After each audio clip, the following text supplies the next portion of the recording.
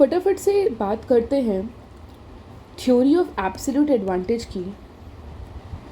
This theory is given by Adam Smith. और Adam Smith ने कोई बहुत बड़ी बात नहीं करी, कॉमन सेंस की बात की है। वो बोलते हैं अगर एक कंट्री ए है और एक कंट्री बी है, अगर कंट्री ए व्हीट 1 घंटे की बात कर रहे हैं हम, 1 घंटे में कंट्री ए,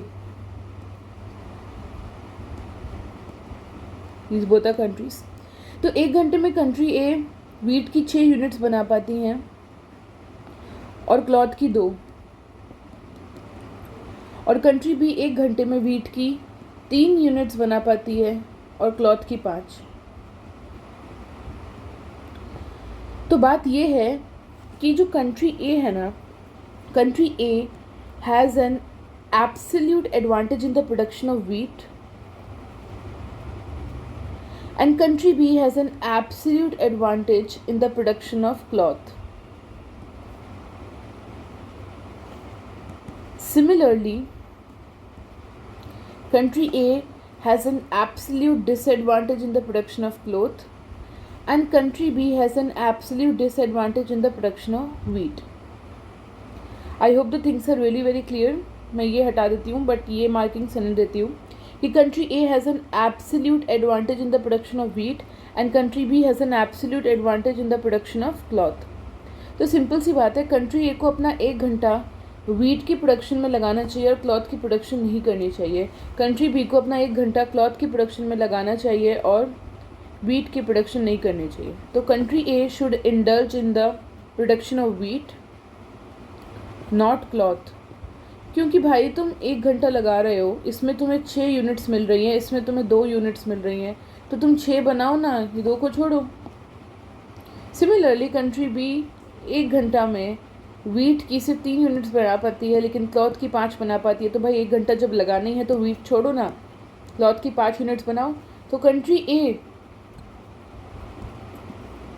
6 यूनिट्स बनाएगा और कंट्री बी को बेच देगा। कंट्री ए व्हीट की 6 यूनिट्स बनाएगा, कंट्री बी को बेच देगा। Country be in return cloth की 5 यूनिट्स बनाएंगे और ए को बेच देंगे। अब एक बात बताओ, कंट्री ए ने 1 घंटा लगाकर, कंट्री ए ने, मैं थोड़ा सा क्लीन कर लेती हूँ, कंट्री ए ने 1 घंटा लगाया, क्लॉथ व्हीट की 6 यूनिट्स बनाई और इन रिटर्न क्लॉथ की 5 यूनिट्स पाई। पहले की सिचुएशन में कंट्री ए अगर 1 घंटा लगा के क्लॉथ बनाता 2 यूनिट, कोई फ़ायदा नहीं होता। उसने दिमाग लगाया, उसने व्हीट बनाया क्योंकि व्हीट में उसकी एक्सपर्टीज़ है। व्हीट को एक्सचेंज किया, व्हीट तो वो और भी बना लेगा ना 1 घंटे में 6। उसने क्या किया, व्हीट बनाया 1 घंटे में 6 यूनिट्स, सेल की और रिटर्न में उनको 5 यूनिट्स क्लॉथ की मिली, जो वो कभी अचीव नहीं कर पाता 1 घंटे में। तो आप ये मान के चलो कि 1 घंटे में ये तो उसने बनाया ही है, ये तो ये वैसे भी बनाता है। उसने 1 घंटे में अपने हाथ में 5 यूनिट्स क्लॉथ की ले ली, जो वो खुद प्रोडक्शन करता तो हाथ में सिर्फ 2 यूनिट्स आती। यानी कि अब 1 घंटे में उसके हाथ में 5 यूनिट्स हैं क्लॉथ की, कंट्री ए के हाथ में।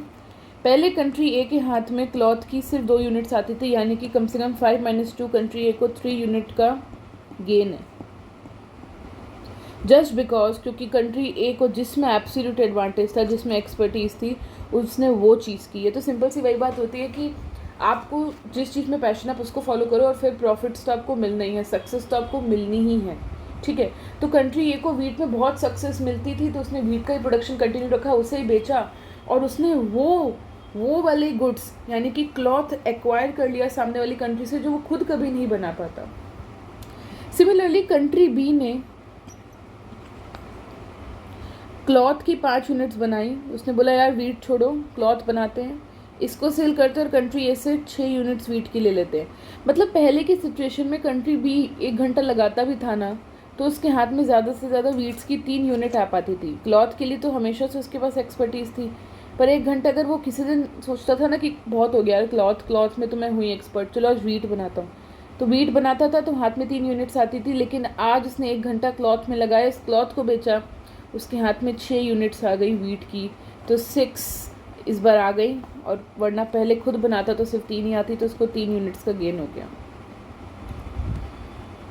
यहाँ पे कोइंसिडेंस है कि ये दोनों सेम आ रहा है। ऑब्वियसली हो सकता है कि कंट्री ए को कुछ ज़्यादा यूनिट्स का गेन हो या कंट्री बी को थोड़ी कम यूनिट्स का, लेकिन हम यहाँ पे ये बात नहीं कर रहे कि किस कंट्री को कंपैरेटिवली ज़्यादा गेन है। हम ये देख रहे हैं कि कंट्री ए और कंट्री बी दोनों ही एडवांटेजियस पोजीशन में आ गए हैं। क्यों? क्योंकि they followed the production of that good in which they had absolute advantage as compared to other good. Country A has absolute advantage in the production of wheat as compared to cloth, so country A continued with the production of wheat. Similarly, country B has an absolute advantage in the production of cloth and not wheat, so country B continued the production of cloth. तो country A continued the production of wheat क्योंकि wheat में absolute advantage था, country B continued the production of cloth क्योंकि cloth में absolute advantage था. And this is why this theory is termed as theory of absolute advantage, and this theory was given by Adam Smith. अब हम बात करते हैं बहुत ही important theory की। चलो ठीक है, लेट्स एंड द वीडियो है, let it be a 6 minute short video. I'll be uploading another video which will be specifically catering a bit confusing theory, which is David Ricardo's theory of comparative advantage.